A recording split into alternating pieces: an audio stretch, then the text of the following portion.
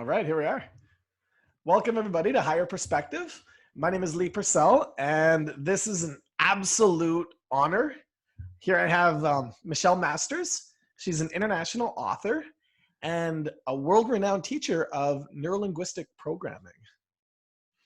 And I just want to say thank you so much for being here, Michelle. This is it's really an honor for me. It's humbling that you're willing to come on here and share some of your insight.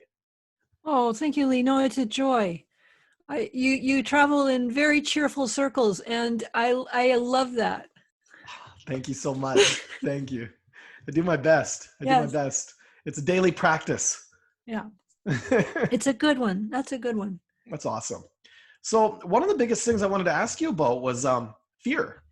Yeah. There's a lot of stuff going on Earth, and a lot of people there's a lot of mixed emotions happening. Right. And there's a lot of fear going on in a lot of people, and people are suffering just from fear. Oh my gosh, yes. The fear has been so much more contagious than the virus. Yes. Yes. And the fear is affecting so many more people than the virus. It's actually a relatively small percentage of the planet that's being affected by the actual virus, but the fear and everything that's being done out of the fear is impacting most of the planet right now. Mm-hmm. And what would be the repercussions of acting out of fear in the way that people are? Well, as humans, we've got a couple of different brains, right? Yeah. We don't have just one brain. We've got a couple that are slapped together with really shoddy interfacing. And the part of our brain that's in charge of our survival is the one that generates the fear. And it's really old. And it doesn't think, it reacts. Like I heard this story about a guy who was in a plane. I heard this from a flight attendant. They were in a plane. They were at 30,000 feet. The plane started to have issues. And it was like obvious to everybody on the plane that the plane was having issues. And this guy, his brain freaked out. He did a pure, fight flight. He did a pure flight. He was trying to open the emergency exit to get out of the plane. Now, even a troubled plane at 30,000 feet, so much better than no plane, right? Yep. But the parts of his brain that could actually think were offline. Oh and my what God. we have now is a lot of people whose brains have taken them offline. Yeah. And, I know there are a lot of people in the media who are conscientious people trying to do good things. And the currency of media is attention. That is how they pay their bills, is with attention. And sadly, fear drives attention. Yeah. And so, there's been a tremendous amount of fear spreading and misinformation. Yeah. So what it does is it takes people out of their more human parts of their brain, the parts of them with more perspective, right? And it takes away all kinds of useful choices. Yeah. And people go into pure fight and flight. So I could give you a list of the behaviors that we share with reptiles, because this part of our brain, this old part, is reptilian wiring. And like one of the first ones on there is hoarding.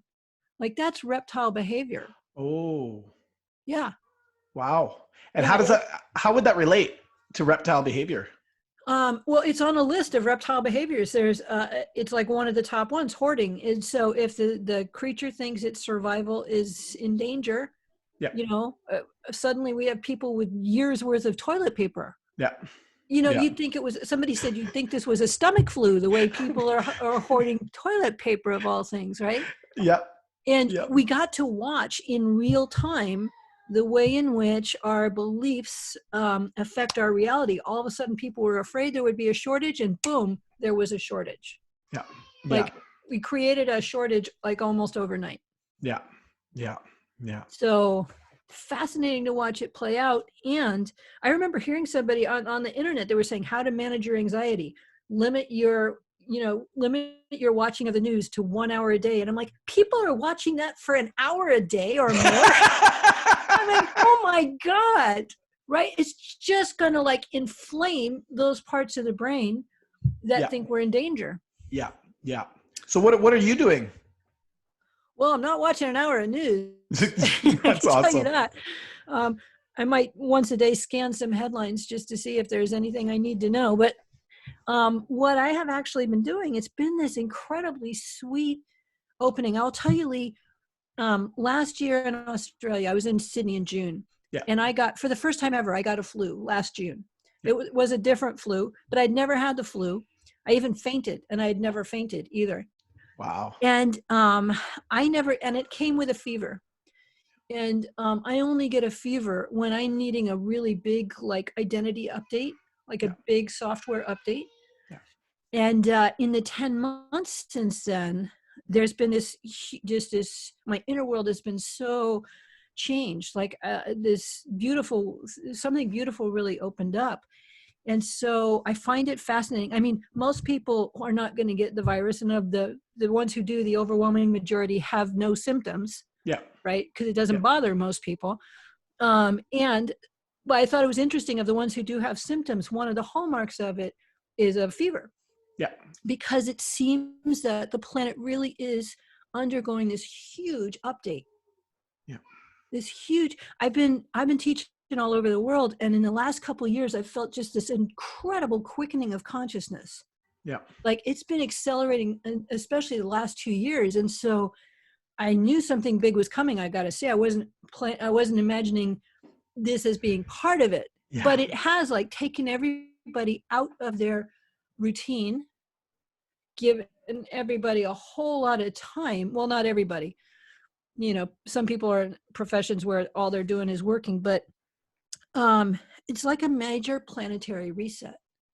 Wow. Wow. And so we get a chance now to actually, because we're kind of, sometimes when you're in motion, it's easy to just keep going down the same track. We get a chance now to actually really intentionally participate in this new world that's coming forward, and have it be something, beautiful beyond our wildest dreams. Yeah. Yeah. And I love what you said about the fever. Like, you seen the fever as something that benefited you. That was like you were going through an actual upgrade. You were going through a transition in a beautiful way. And your experience correlated with how you viewed it. Oh yeah, well, I never get sick unless I need to. And I've noticed that about fevers. I don't get them very often. I hadn't had one in over 20 years. Yep. And that last one made a big, it was a big update. Yeah. But this one was huge. Yeah. And and I'm really glad, because I don't think I would have freaked out without it, but I'm in a much better place to be able to teach while everyone's going through this, Really because cool. of that. Really cool. Yeah. So if people are afraid of having symptoms or getting fevers or getting specific things, how would that experience correlate with somebody who's looking at it differently? Mm-hmm. Well, first off, let me tell you, can I tell you, I'll tell you a couple of stories. Yeah. I'm going to tell you what seemed like 3 unrelated stories, at least 2 unrelated stories. So George Washington, who's if you're not in the U.S., he was the first U.S. president. But before that, he was fighting in a war, the French Indian War, and the Indians had marked him out as like a leader, and so they were aiming for him. Yeah. And nobody could hit him. All of their sharpshooters were trained on him. 2 horses were shot out from under him, people dying all around him. When it was over, his coat is in the Smithsonian Museum, the Smithsonian Institute. You can see it. There's 4 bullet holes in his coat, 1 in his hat, and he had bullet fragments in his hair, not a scratch on him. Oh my God. My partner, many, many years ago, before Tony Robbins started doing it, like 30 years ago, my friend participated in a retreat where there was many, many days of spiritual work. And on the last day, they were going to do a fire walk. Yeah. And they spent the morning talking about beliefs. And one of the things they kept saying is, this is optional. If you're afraid, don't do it. They kept saying that. And there was this one woman who was really afraid. And my partner was like, well, don't do it. Don't do it. And my partner said when she went to do it, she had a moment just before. She said those coals were incredibly hot. He'd spent the whole day, on these coals. And she said she had a moment of fear just as her toe hit and then it all cleared out. And she said she had a little bit of a burn on that toe where she first made contact, but the rest was fine. Yeah. Her friend, who was so scared, my partner kept saying, don't do it, don't do it. But she felt all this peer pressure. So Yep. she did it, and she got burned like really badly. She's the only person who got burned. Wow. Now, the third story, it seems unrelated, but there's been actual medical research of people with multiple personalities. Yep. Depending on which personality it got the microphone at any given time, they've done studies that people with diseases who have multiple personalities, if a different personality is in charge, they cannot find any trace of the disease. Wow. So these are three examples of we think of our body is not outside of our control. Our experience of our health, our experience of our body is not something we have no control over. Yeah. And so, I travel all over the world, and I used to have this experience when I would drive on FDR Drive in New York. It was clear to me there was some sort of organizing power in place. Otherwise, people would be dying every minute on the FDR Drive in New York. So Yeah. it was clear to me that something was going on. And we travel all over the world now. And it was obvious to me that things are continually spreading all over the world. We're so interconnected that there's continually viruses spreading all the time. And we keep going forward. Like it's not a catastrophe. Yeah. Yeah. Except for this time when apparently we're needing something, it's being read as a catastrophe, and there are people who are leaving. But I will tell you, preceding every major leap in consciousness, there is often something that looks like a catastrophe. So right before the Renaissance was the plague. Yeah. Right. It was World War I, and then the Spanish flu, and then the 1920s were this huge expansion. Yeah. Like people actually started traveling the globe. Like women started. There was a huge expansion. Yeah. After World War II, the European Union was born. This was for thousands of years. It was unthinkable that France and Germany would cooperate on anything. Yeah. Right. Yeah. So something really amazing is going on, and we are not victims. We're not victims of circumstances. We have choice. We have control. We have control over our bodies. So we were flying down to Florida when this all started, and people were already starting to panic. And when we travel internationally, we usually travel business class, but for various reasons. One, you have to arrive functional. But I often get sick when I fly. Yeah. Especially if I'm in coach, and we were flying across the US, and there's no point flying business class. You pay a ton of money, and you're in the same cabin. You have like an inch more space, right? Yeah. So we were flying coach, and like I said, I almost always get sick when I fly, and people were panicking about the virus.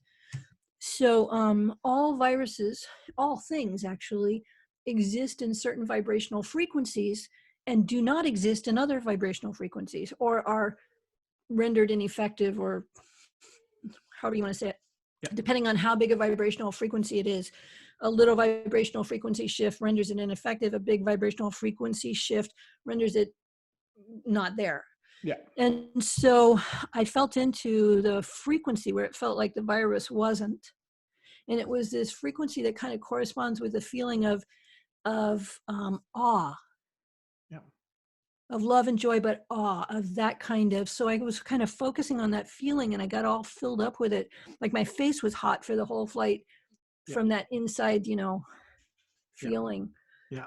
And didn't get sick going, and didn't get sick coming back. There were people freaking out all over the place, but we were fine. Yeah. Yeah. So I really want people to know we have so much more choice over what's going on. And if you are not choosing to leave the planet, you're not going to leave the planet. Wow. And it's not to say that the people who died are it's not blaming them, but most of the folks who it was taking out were people with severe problems anyway. Yeah. Right. Yeah. Where it's to go into the new paradigm that we're heading into from those compromised places of health would be sometimes it's easier to just reboot the system. Yeah. Yeah. And we may not know why, everybody who left, but most people are going to be fine. Yeah. Yeah. And we do get to choose. That's the thing. Death is not inflicted on us. Yeah. Yeah. Yeah. How would somebody understand that like hasn't really dove into consciousness that much? Right. They're just going through their day to day. How would they understand that in their day to day life, where they're just like, all they see is they're bombarded by the news, that Right. they're terrified when they go out now. Like Mhm. you go to the grocery store, like most people are scared of coughing. Like Yeah, that's like yeah, it's like an evil thing to do now. yeah. You become a social pariah. Yeah. So have you ever noticed when you're watching a movie or TV, or right now, you could just be watching the news Yeah. and your heart rate will start to elevate, Yeah. right? Your stress levels will go up. Yeah. There's no threat in the room. Your system is responding to what you're looking at, right? Wow. And what you're imagining. Yeah. You could be in an isolation chamber. If you're watching that stuff and your system starts to freak out, there's no threat there, but you're picturing threats, you're imagining threats, and so your system goes into threat mode. Yeah. It goes into sympathetic arousal, is what fight flight's actually called, which is, it's not nearly as much fun as it sounds like. Yeah. Sympathetic arousal means you're freaked out. Your system is in fight flight. Yeah. Yeah. So that right there is us, your system going into threat when there is no threat. So if you don't think your thoughts affect your body, that's an example on the other side of probably what you don't want. Right there, watching that stuff, thinking about that stuff sends your body into all kinds of, like, your system gets hit with a ton of cortisol, it gets hit with adrenaline, your immune system gets dialed down, Yeah. your digestion gets dialed down, your blood gets withdrawn from the extremities, it gets sent to the heart and lungs and the big muscles. Like, these are huge changes just from watching either a scary movie or an adventure movie, or these days the news. Yeah. Right. Yep. So that right there is your body being affected by your thoughts. Yeah. Wow. So if you are inputting different, like, imagery, different kind of sounds, or thinking, what you imagine affects your entire body. Yeah.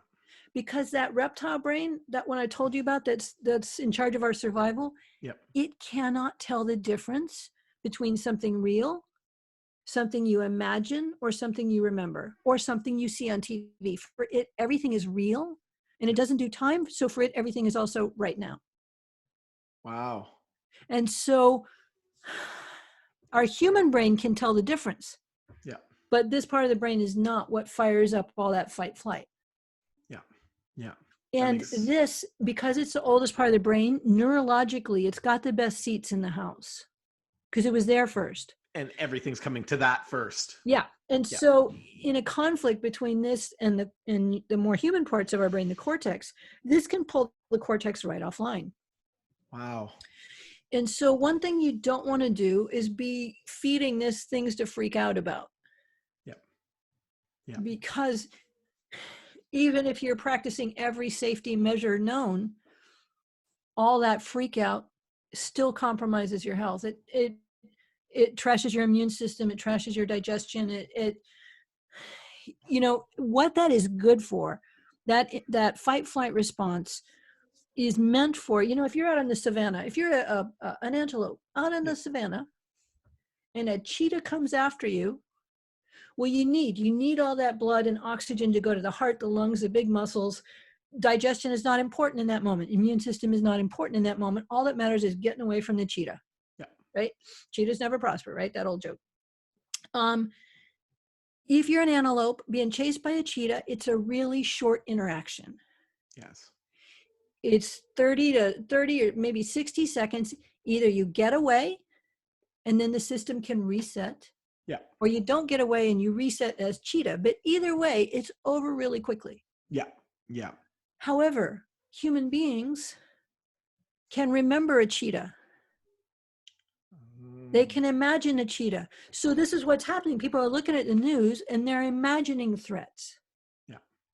And so when their system never comes out of it. Yeah.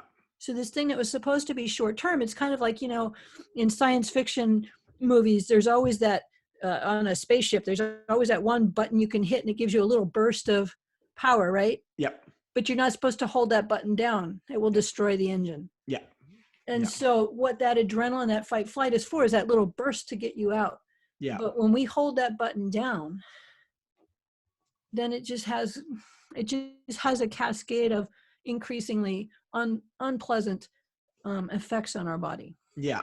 And most of us are holding that button down right now all day, every day. We'll get up, we'll watch the news, then we'll go to the store, but that button is pressed and now we're afraid of everybody around us. And we're acting out of this total fear and anxiety, which is actually compromising our immune systems. And we're co-creating that without even fully recognizing it or realizing it. Yeah. I was at the store 2 days ago, and like the stalker guy, young man, he kind of almost, he got within like 3 feet of me and he went, "Oh, I'm so sorry." And I said, "It's okay. I'm not afraid of you." And he's like, "Thank God," because he's dealing with people all day long that are treating him like plutonium. Yeah. Wow. So this is where we're all at now. Mm-hmm. And it's funny because like even that thought for me is scary. Which one? The idea that everybody's in a state of fear. Uh-huh. I even recently caught myself. I've been really sending out messages of love, like choose love over fear. And then recently realizing, oh my God, I've been sending this message out of a state of anxiety of what will happen if everybody is in a state of fear. And then I was just able to catch that within myself. Yeah. It's funny how tricky it is. Yeah. Well, here, let me tell you something that might help you feel better, okay? Oh. You've taken our trainings where we teach people how to change people's beliefs, their patterning, their beliefs. And the most entrenched beliefs that we have are beliefs about ourselves. They're called identity, right? Yeah. Our identity is beliefs we have about us. When we teach students how to start to change identity level belief, we always tell them this one thing. We'll tell them, now look, when your identity starts to shift, it will feel like you're dying. And the students would always go, yeah, right. Okay, we got it. No, we understand. And we'd say, no, really, it's gonna feel like you're dying. And they go, yeah, well, we get it. And I, okay. And then a few months later, they'd come to us and they'd say, "Oh my God, I think I'm dying." And we say, "Yeah, I know. Your identity is shifting." Like, no, you don't understand. No, I think I'm actually dying. It's like, yeah, we know. It's your identity changing. So right now we have a planet-wide identity shift in the works. So a fair amount of freak out is kind of normal. Cool. And not everyone knows this. I know you know this, Lee. Yeah. Fear is always temporary. Mm-hmm. So is sadness. So is anger. Yeah. Like, all emotions are temporary except for one. Yeah. And the one that's not temporary is love. Yeah. And so love will still be here when the panic dies down. It's here when the panic's here. Yeah. It's not, fear will never win. It just distracts for a while. And that makes sense. Yeah. That makes sense on a big picture. Yeah. So now as everybody's here in this state of panic, creating like a disease for themselves, like creating their own virus within, this virus called fear that's actually weakening their immune system. What can they do right now? Like yes, you're right. I've been watching the news every single day and this is driving me crazy, but I've always watched the news. You know what I mean? This is the news. It's showing me what reality is. It's showing me what's going on in the world. How am I supposed to know how to engage with the world if I'm not watching the news? Like how do they shift their patterns right now? Yeah, because one of the things that the news is not showing you is all the good things that are happening in the world right now. Right? Yeah. The 7.8 billion people who are not sick. Yeah. Right? The families that are getting time together. Yeah. I had a new client this week, last week, sorry. And he has 5-year-old twins. And he said, I have to say that before this, I kind of acted like my kids were a little bit of an imposition on my time.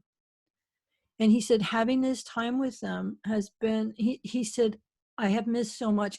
But he is connecting with them in a way he never has. Right. Yeah. So there are so many amazing things happening. I had to, we were either going to have to cancel a class that I teach or put it, or live stream it. And so we live streamed it, and we had like 50 people, and it was one of the most magical experiences I've had in 25 years of teaching. Wow. And at the end, nobody wanted to sign off. Like, it was this incredibly magical, incredibly intimate experience. And that's a word a bunch of people used. Oddly, we had some people who decided not to participate in the live stream. They said, it's too impersonal. And it was so amazingly personal and connected that what we're doing is finding, and not that this will never replace gathering, but finding ways to connect in new ways that open up worlds of possibilities. This means there are people who can take workshops who could never travel before. Yeah. Either because of the cost or logistics or whatever. There are so many beautiful things that are happening right now. That's beautiful. Yeah. That's a beautiful way to look at it too. Yeah. I'm getting home cooked meals every night. I'm thrilled. That's awesome. That's awesome. That's awesome. So what it sounds like you're saying is a shift of focal point right now will enable somebody to shift their fears into something and have a new experience, even if all this stuff is still happening on Earth right now. Yes. What you focus on determines how this is going to respond. Mm-hmm. And what would be the difference between avoiding something and having an intended focal point? Avoiding something is like, I'm not going to look at that scary picture. I'm not going to look at that scary picture. Don't look at the scary picture. Like, right? That's avoiding things. Yeah. Which is, you're still thinking about the scary picture. Yeah. Like, I'm not going to watch the news. I'm not going to do this. Right. I'm not going to focus on this virus. Right. I'm not going to, Right. Attention is actually incredibly creative. So what you focus on increases. Right? Yeah. And so what would you like to increase is the question. Wow. I felt that. Yeah. Yeah. Yeah. Because you have this option now. We've always had this option, but right here, this is like in a petri dish, in a laboratory, a chance to experiment right now. What would you like to increase? What would you like to be spreading? Do you want to spread fear? Yeah. Or would you like to spread something else? Yeah. What would you like to increase? What would you like to grow? That is phenomenal. And wow. Now to just kind of trail off of what you're saying, because this pertains, like, you wrote a book called Money Magic now. Now, as you can see, I'm sure there's so many different perspectives of what's going on, but it sounds like we might be hitting a global financial meltdown. And I mean, now we've addressed the fear of, a virus. Now, if we have fear of that, we can, what would you like? And how would you add to this now for people who are absolutely terrified of losing everything, or somebody that's lost everything? When I was actually asked to create this workshop, they asked me would I create a 2-day workshop around money, and I knew nothing about money. What I wanted to do was a spiritual workshop. Well, it's become the most spiritual thing I do. And so the first time I taught this workshop was in 2006. Yeah. And I started trying this stuff out on me to make sure it, it wouldn't cause any unsightly blemishes or bloating, seemed okay.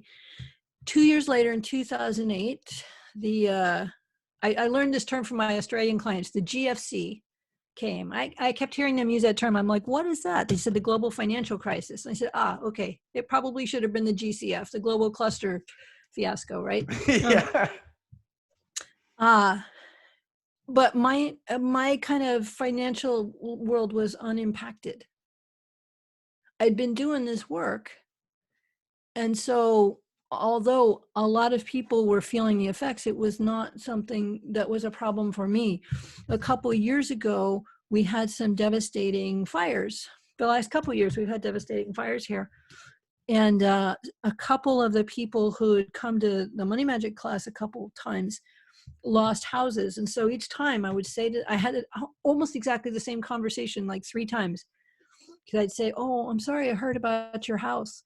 And 3 times the person said, oh, thank you. They said, actually, it's okay. It kind of worked out.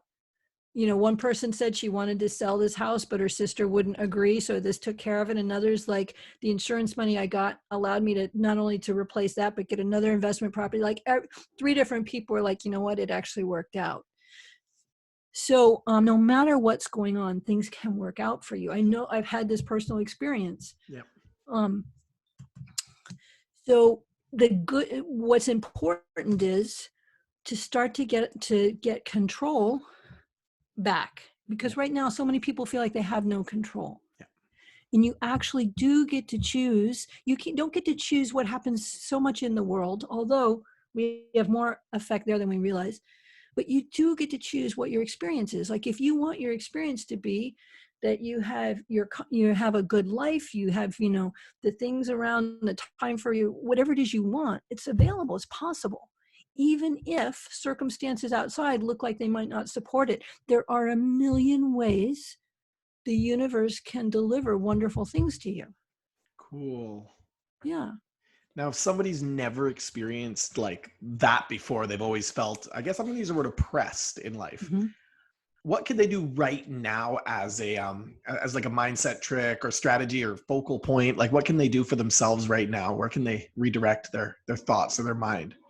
Right. It is really hard I get asked this every time I speak. What's 3 things somebody can do? And the things that are usually in people's way are not conscious. Yeah. If they were conscious, they would have changed them a long time ago. So this is unconscious patterning. And most people cannot consciously change their unconscious patterning. Yeah. But, and I don't mean this to be self-serving. It's actually why I wrote the book, the Money Magic book, because it's got change patterns in there. You can take yourself through to change some of the patternings. And if you get the Kindle version, it's like $4.99 or something. It's not Cool. right.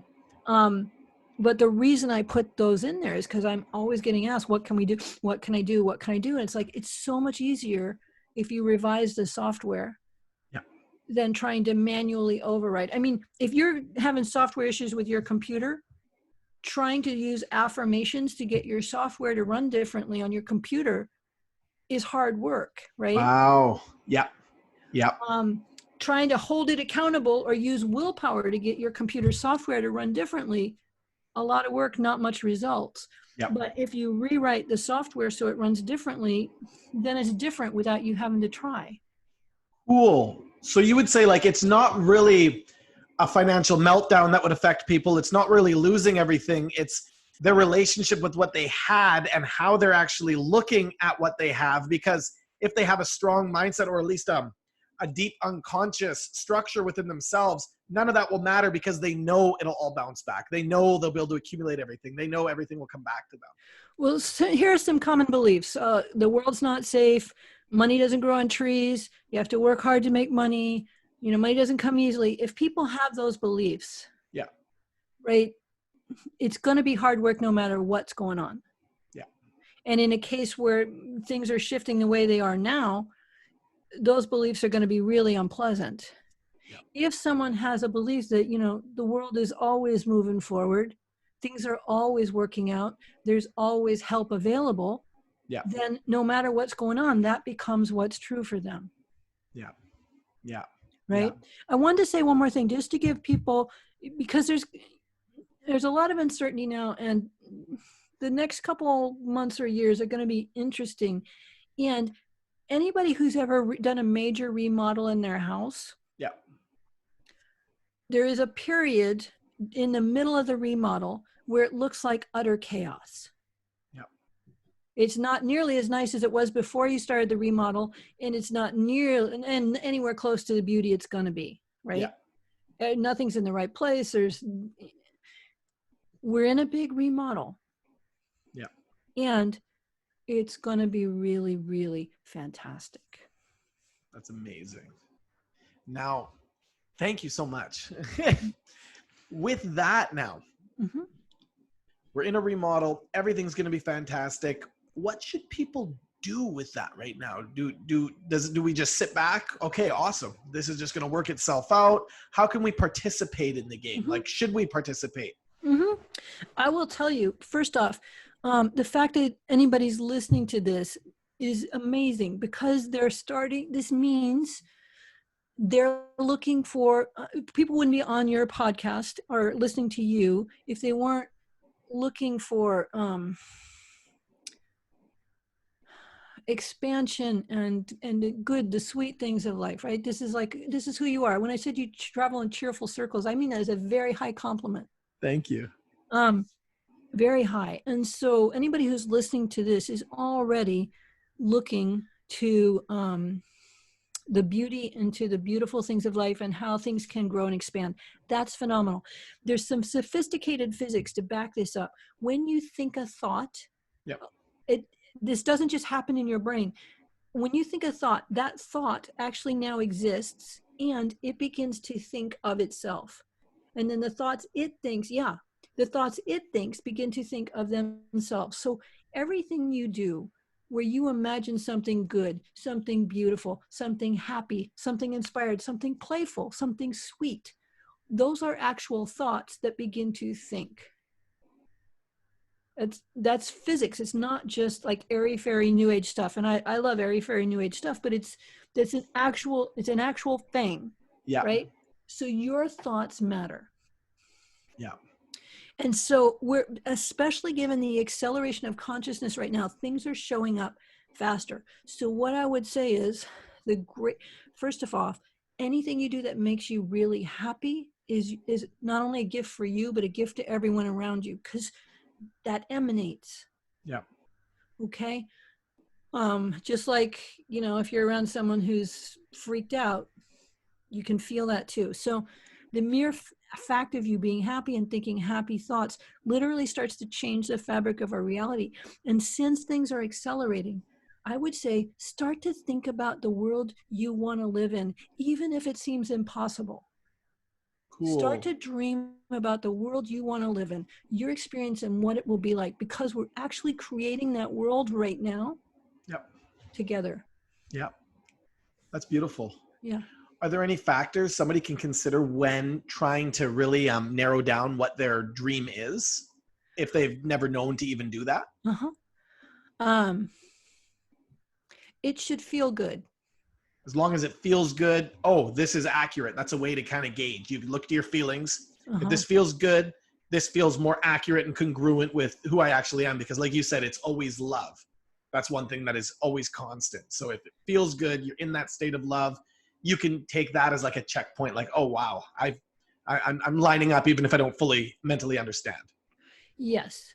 Yes. If it starts to feel like a should, then you probably want to let that go.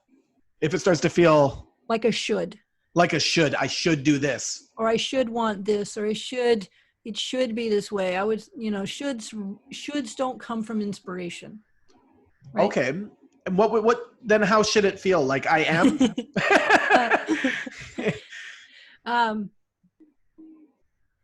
If you're feeling happiness, if you're feeling love, and it doesn't even have to be happiness that you get like spiritual credit for, if you're having a good time, I don't know, we set up, my birthday was a couple weeks ago and we couldn't go out. And so we had this like gun that shoots little puff Nerf balls. We made a little shooting gallery, Yeah. And played for prizes here in the house. It was just fun. We were just playing, Yeah. Yeah. Anything that has that energy of play, because this is actually when people access their most creativity, is when they're playing. Play is an incredibly high learning state. So things that make you feel really good are probably really good. Fair enough. That's so awesome. Another thing, people have been reaching out to me now who have been affected, who've been reaching out saying they feel affected because they'll get into a conversation with somebody and they're trying to remain positive, And this Mhm. person in front of them, the way it's been worded to me was, this person's trying to get me afraid. This person's Yes. trying to put me in a state of fear. Now they're feeling affected by just people in their circle. Yeah. Is there any advice you would give to these people who are feeling affected in that way? Yeah, that is a tough one because fear is contagious, right? Mm-hmm. And so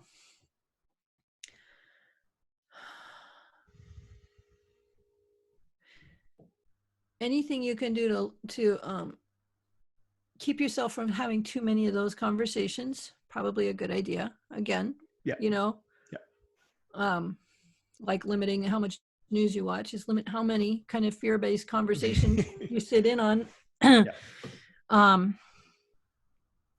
I'm lucky in that most of the people in my inner circle are not in that place. There is a family member, but that's okay. We just let her freak out over there. You love her. Well, we do. We love her. We love her.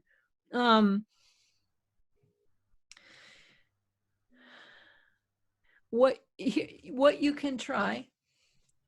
This is a mental. This is going to take work because Yeah. you're having to override.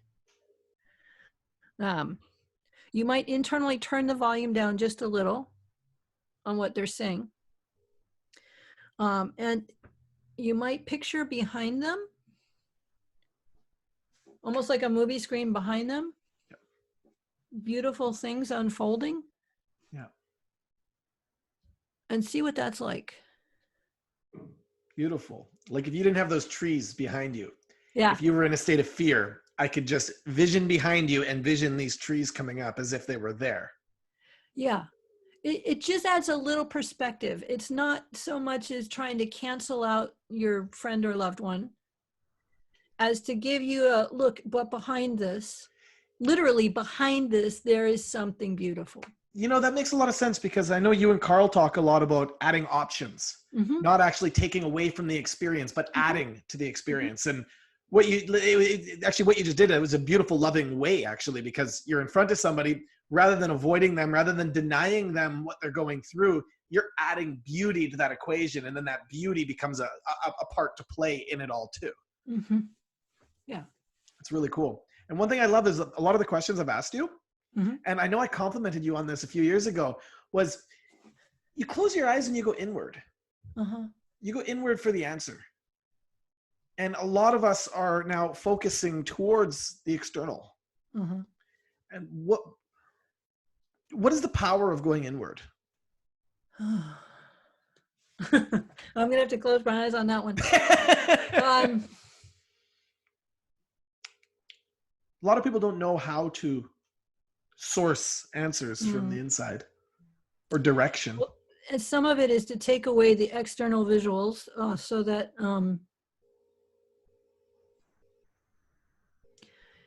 so that I'm not feeling what I'm seeing in you, right?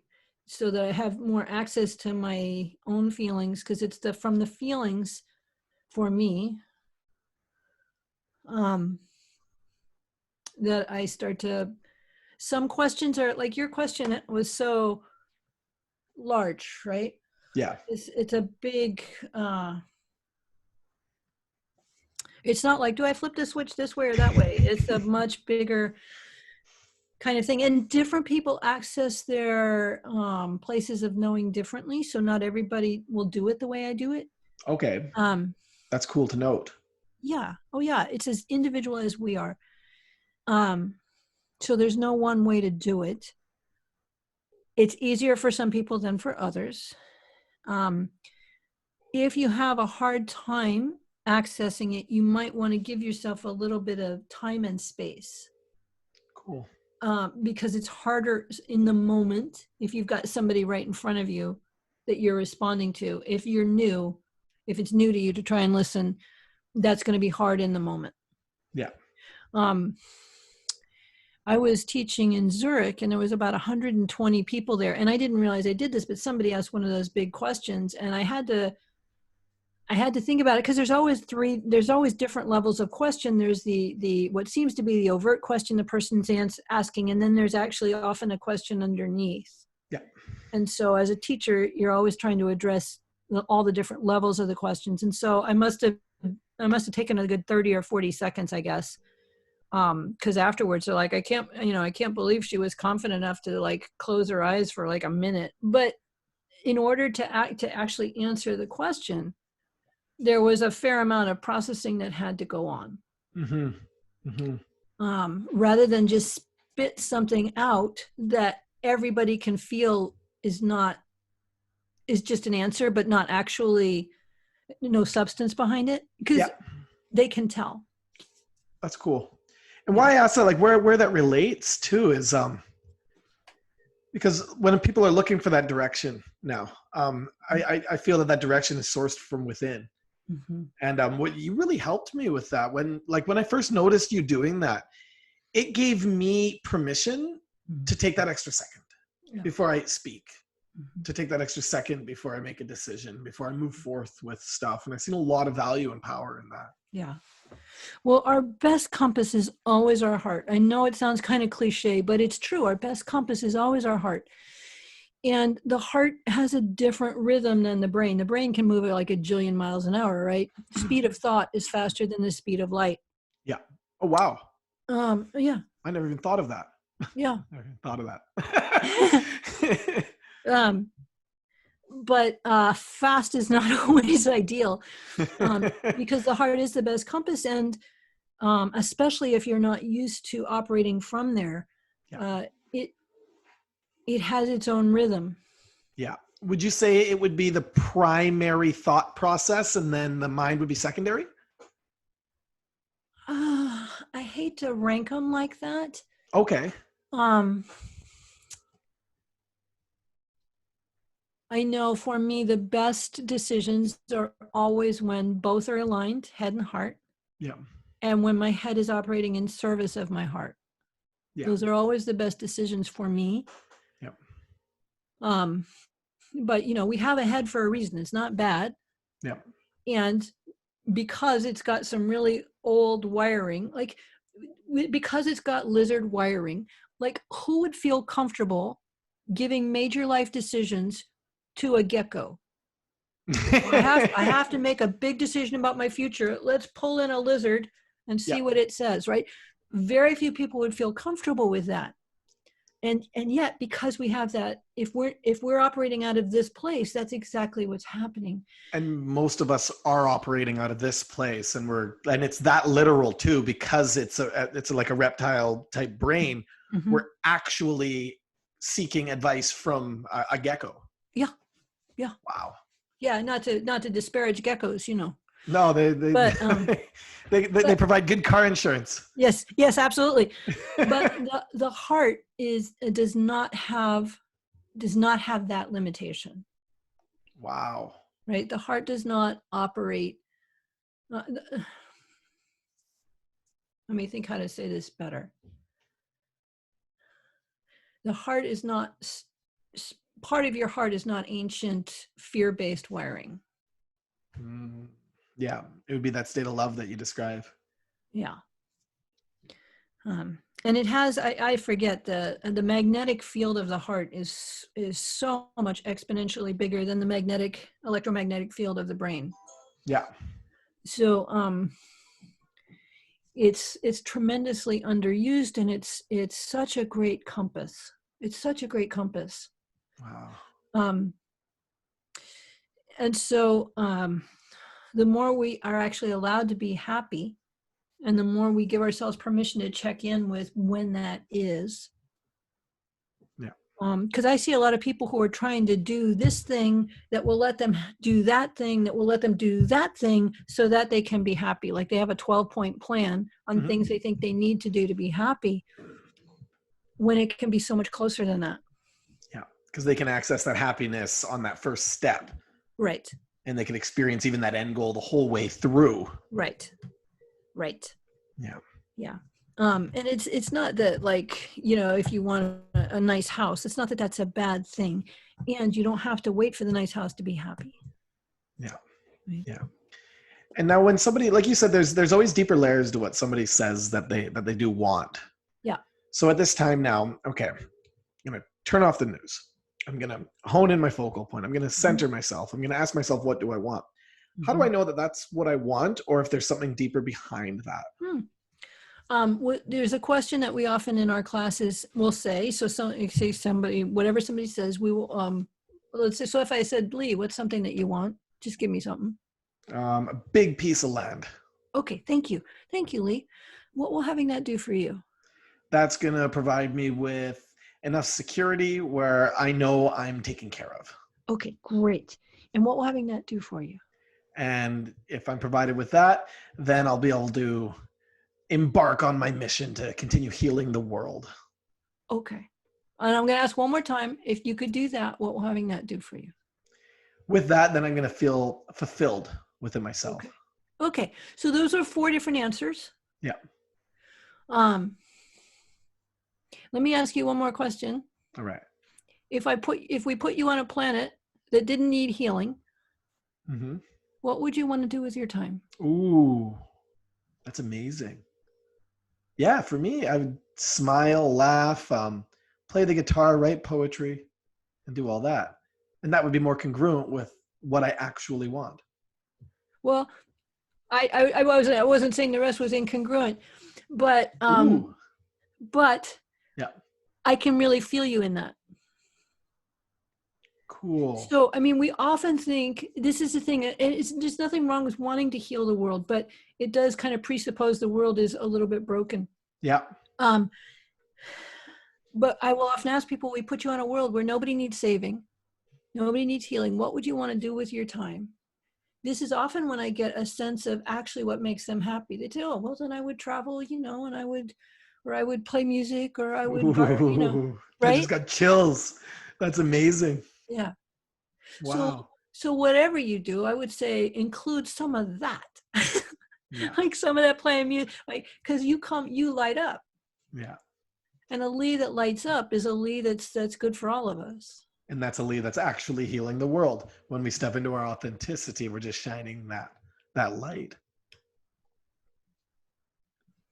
So it's a question that I often check. We will often ask, what will having that do for you? What will having that do for you? Because sometimes there's a shorter route to what actually matters. It's not that it discounts the rest, but sometimes a lot of what we laid out is all these things we think we need to do so that we can then have what we actually want. That's really beautiful. Yeah. That's really beautiful. I was trying to think if there's anything else. Like this has just been transformative beyond belief. I'm so excited to get this out there and share this with people right now. It's Thank you, Lee. I really feel it's necessary on Earth right now, and I'm so grateful that you're just here sharing from all your heart. Like, oh yeah, it's a precious time, and I'm so happy to be able to be sharing the preciousness of it right now with people. Yeah. And I love your vulnerability through it all. Like it's really inspiring. Like you've influenced people all across the globe for many years now, and you're just humbly sharing. Like, and I'm curious, has this whole process affected you in any way, and have you had to stop and center yourself and redirect your focal point? Oh, I've gotten so crabby so many times. Because of the fear response. I admit to having gotten rather impatient with it. Yeah. And it's happening, and it's happening on a big scale. And, so I have to kind of walk myself back and actually notice I'm having a really good time. Like I said, I'm getting home cooked meals. We're having all this time, all these kind of different conversations coming out. Like, I feel a little bit, it's mostly been an incredibly cool time. I have time to actually work in my studio and paint the walls and floor. And, so it's a really precious time right now. And periodically, like today, an order came out that you have to wear a mask if you go out, masks that don't actually prevent the spread. Cool. I'm glad you're bringing that up. How are you meeting that? If you see it, like it doesn't prevent the spread, you see it as, I would say an unnecessary rule, or it just feels like there hasn't been where we are. There hasn't been this horrible explosion of cases. There's not the virus has actually been here since last fall, and there was no catastrophic, events, Yeah. fallout from it last fall or this. So some part of me has gotten irritated with the fear and the way they seem to, even though there are here not condition, the conditions are not escalating, they seem to be escalating the fear response. Now, does it matter if what's being escalated, does it matter if that is being escalated intentionally or unintentionally or unintentionally for people who are responding? It's meaning. Well, that's the thing. We make different meaning if it's intentional, whether it's unintentional. But what I have to do is walk myself back from the meaning, because whether it's intentional or unintentional, right now it's happening. And me getting angry is not helpful for me. Wow. Wow. So that was for every anybody watching all the conspiracy stuff out there. Regardless of what's actually going on, it's less important than how you show up for what's going on. Well, if I get all angry and paranoid, which I can go there, and then I am not in the place, though that is not what I want to be. What you focus on increases. That's not what I want to be increasing in my life. Wow. There may be people who can focus on it and they get a good experience from it. I do not. Yeah. So for me, I have to go back to, okay, what do I want to be increasing? What do I want to be growing and spreading right now? So I've had to walk myself back a couple of times. Thank you for sharing it like that too. It really normalizes it as well for me, because I've definitely gone through the inside out process a couple times, and then almost because I know better, and then almost felt bad about that, and then that creates a little loop of its own, and then you're just in it. Yeah, and you got nothing but time to just stew around in it right now. Yeah. Yes. Wow. So if somebody wants to learn through you, from you, to find you, how would they go about getting in touch with you or checking out some of your work? Oh, sure. Well, there's my website, Michelle Masters NLP, N as in Nancy, L as in Larry, P as in Peter. .com, or there's a physical version of my Money Magic books, which has a lot of this information in it, plus the change patterns. There's an audio version, which is nice because the change patterns have theta wave inducing music in the background to help your system integrate. Or there's a Kindle version, it's just $4.99, which makes it very accessible, because people could start to work on changing beliefs right now. And the thing about these patterns is you can use them on anything. It doesn't have to be money. So if you're having a lot of fear around the virus stuff or the financial, whether it seems to be related to money or not, you can still use these patterns to start to get some of that patterning changed for you, so that regardless of how the remodel looks as we're going through it, you can be supported. You can have, you can be okay, right? You can be okay. And thank you. Yeah. If you had the virus right now, what would be your first step? My first step? Yeah. Oh, I'd be like, okay, I'm getting an update. So you would choose to see it in a way that is positive for you, in a way that's actually beneficial to you. Well, yeah. Because if I didn't need it for something, if I hadn't called it here, it wouldn't be here. Yeah. And that's it. I love how you say that, because that's the whole premise of this show is higher perspective. Looking at something from a higher perspective, from a higher level, and actually seeing the big picture of what's going on. And myself included, when I notice myself getting certain symptoms, for years now, I've been looking at this in this specific way as I'm going through an upgrade. I'm going through a shift, and it's so minimal. Like sickness is something that I don't even see as a tangible part of my life. And like, even recently, Lasha was complimenting me on that. She's like, you virtually don't wear a coat. You don't really wear a coat, and I never see you really affected by that. And I really attribute it to the way I look at it. And you confirmed a lot of that right now as well. Thank you. Yeah. Man, it's been such a pleasure. You're so welcome. And, if somebody's not in that place, they shouldn't try and force themselves. Just work on those beliefs. There's some, hold on. I'm not answering it, but I'm definitely. it's just Michelle.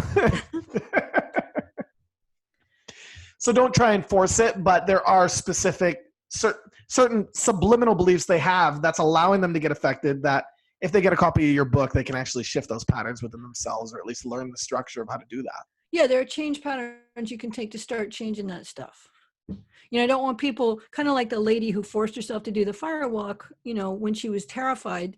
I don't want people to force themselves to expose themselves to the virus. If you're freaked out, don't do that. But just notice you've got some beliefs there that are freaking you out, that it'd be good to get those shifted. That's all. You're absolutely incredible. You're such a gift to the world right now. Well, thank you so much for being here and just being yourself. Like, I feel a lot lighter in this whole conversation. And I didn't feel heavy prior to the conversation. Well, good. I'm glad. The lighter, the better. Yeah? Yes. Okay. Yes. Such a pleasure, Michelle. Thank you so much. And you're welcome. I'm excited for people to experience you. Thank you, Lee. Thank you, everybody. See ya. Hold on a second.